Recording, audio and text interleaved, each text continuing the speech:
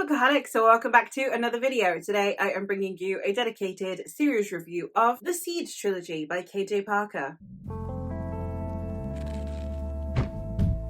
The Siege trilogy is a series of epic fantasy companion novels that consists of 16 ways to defend a walled city, how to rule an empire and get away with it, and a practical guide to conquering the world. Since this series is essentially, as I said, a series of companion novels, they can be read as standalones. Therefore, that means that the only interlinking threads tend to be quite minor, and it doesn't really matter which order you read them in. The publication order, all it means is that you will be getting all of the nods to previous books, and it is going to enhance your enjoyment of the series overall. However, if you decided that the synopsis of one of these is not to your liking and you just decided to read one of the sequels, it wouldn't matter. I am therefore going to be reviewing the books individually on the basis that they are a self-contained story. And then at the end, I will give a series overview. Starting out with the first book, 16 Ways to Defend a Walled City, this is a story of a man named Orhan. Orhan is a thief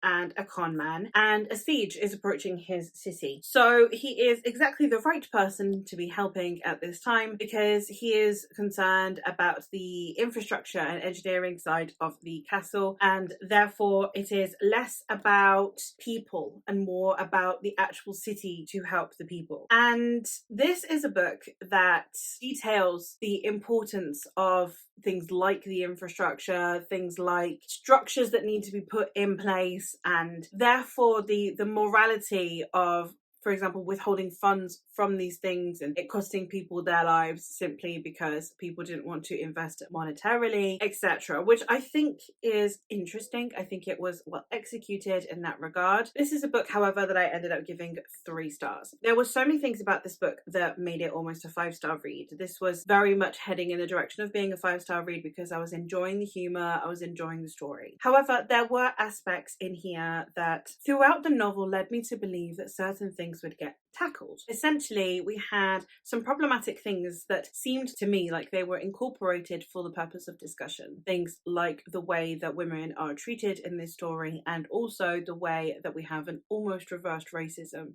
in this narrative. However, as it turns out, those were just elements that were part of the book and they don't get addressed, and therefore it left me feeling very upset with this book because I had loved it so much and I had had so much faith in it, only for me to then realise that my faith was misguided and that in fact this book is not tackling those things. It's tackling the underdog boy, it's tackling overcoming social prejudices, it's overcoming so many things, but women and people of colour are not important enough in the narrative to have their treatment addressed. I ended up feeling, I was on the brink of giving this 2 stars because that really did bother me, but at the end of the day, this book, throughout the book, had been feeling like 5 stars, and I don't think that the book should necessarily be penalised for my expectations, but I do think that it should have been penalised for its treatment of women and people of colour. So I've deducted 2 stars of the 5 instead of 3 because I think that that 3rd star would have been out of bitterness, which is again not technically the book's fault. Now, one of the things that I did appreciate about this book is the fact that it is told in the form of historical telling. Even on the back it says this is a story of Orhan and his story of the Great Siege, written down so that deeds and sufferings of great men may never be forgotten. It's written as though it's historical, a text for the ages, and I appreciated that because it is then satirizing the whole history is for the victors approach, which I liked, and the actual storytelling was good. The humor wasn't 100% my thing, and I expected from the title for it to be more humorous than it is, but it was still a fun time, and as I said, I was enjoying the book for the majority of my read of it, so I had a good time with it. I just had problems with it. The second book, How to Rule an Empire and Get Away with It, is also a siege story. This one is from the perspective of Notka, who is a playwright and an actor, and he just happens to look very, very much like a very, very important person at this time of siege. And since everyone seems to assume he is this person, he may as well go along with it. And this is how he ends up guaranteed fame and immortality, because he will be remembered for these deeds. All he has to do is survive. I liked this one. Again,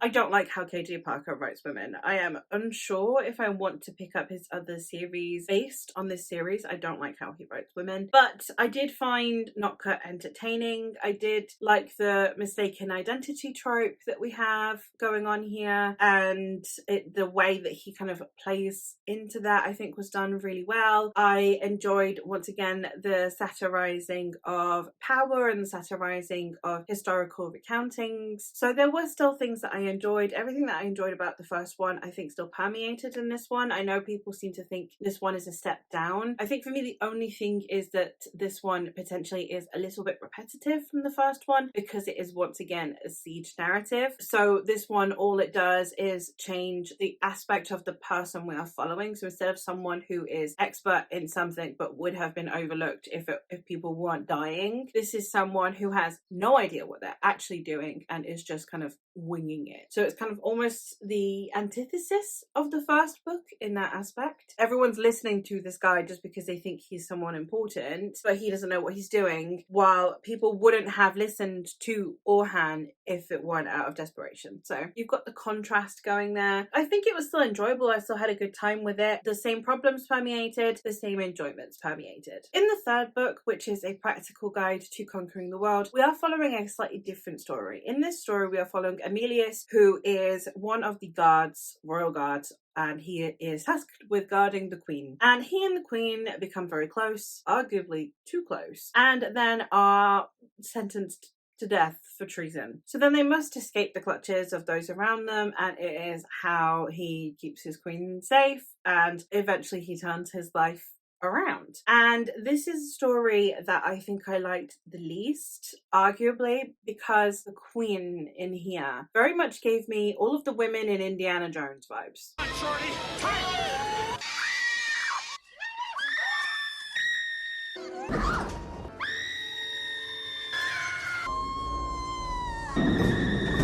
And if you've ever watched Indiana Jones, and I love Indiana Jones, this is not a critique of Indiana Jones, but you know what the women are like.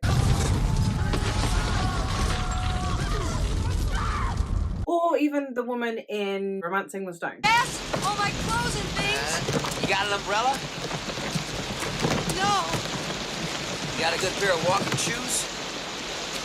They're all like these. Just that type of woman, like in adventure stories way back when, where you had the guy who knew everything and could handle himself, and you had the girl that was just walking around in heels in the jungle and screaming, and every time she sees a bug she squeals, and it's just useless. It points out the uselessness of women, and it tackles femininity in a way that is very much like, oh, women depend on men. I'm telling you, this turned out to be one hell of a morning. She had those vibes, not gonna lie, and that was not the best. I didn't enjoy that at all. I don't think that the plot of this one was as strong. Somehow on Corpile, this has managed to scrape a 3-star. It feels like a 2-star, but apparently they're all 3 stars. They declined in quality. See, this is one that I think if I had read this first, I wouldn't have continued the series. I wouldn't have picked up the other books. Do with that what you will. But I did not enjoy this one. I found the dynamic between the two to be rather insufferable, and I just wasn't really buying into anything, and I didn't find it as entertaining. The only thing for me that I kind of did like was that it was a different take, and therefore a different satirizing of history and these types of characters that you see in history. And I, as a history nerd, I like things that satirize history, so that's probably the only reason that I even finished this book. Though technically it's gotten a 3-star, this feels like a 2-star.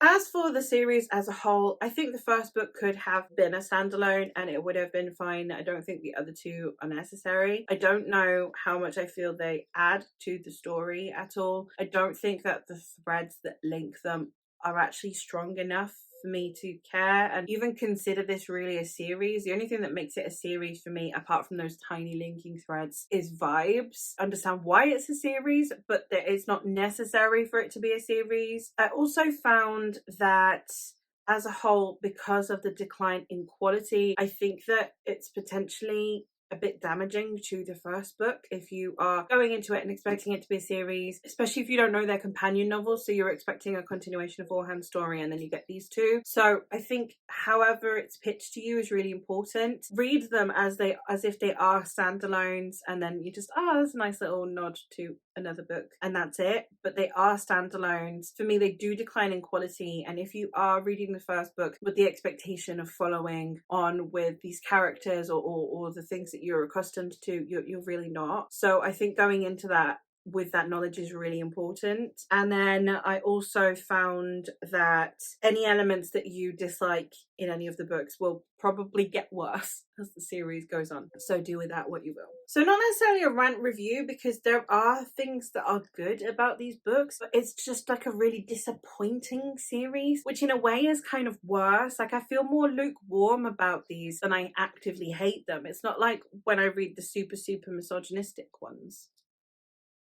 If you know, you know. It's not like when I read those, I'm not ranting about this series necessarily. It's not like a 1-star read, but they're just really lukewarm, and the elements that I disliked were just really annoying and irksome, and the elements I liked were only really strong enough to like drag me through the book in the sequels. I feel a bit weird about this review because it's like, well, I haven't really said much to get you to want to read them. So I guess it's just, if the tone sounds like it's your thing, if you don't mind how women are depicted, if that doesn't bother you at all and you're just in it for vibes, then you could have a good time. I think that, as I said, the plot in the third one does also decline, so you could potentially just forget that one exists. But again, if it sounds like it's your kind of thing, if you just like the whole romancing the stone, weird, Okay, let's make some time. traveling across this inhospitable landscape vibes to get to somewhere, then you might enjoy that as well. It's got more adventure fantasy vibes than the other two. The other two feel more like military fantasy. So do with that what you will. I am sure that there are plenty of people out there who love this series. Sadly, I am just not among them, and that makes me very disappointed. But that is all from me for today. So let me know if you've read this series and your thoughts on it, or let me know if, despite everything that I have said, you would still want to pick it up and why.